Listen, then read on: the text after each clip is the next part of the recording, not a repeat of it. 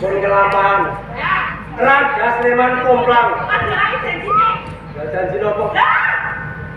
Janji nopo? Oke. Jadi ku kula seling. Nah ini nopo penjelasan nggih boten eling kali janji sampean. Menawi penjelasan saged wujutaken Widya Tripitaka kula saged nglajengaken. Mengene rene dipunsamake Tripitaka sampun wonten tanganipun Udayana kula boten sudi duwe bojo sampean.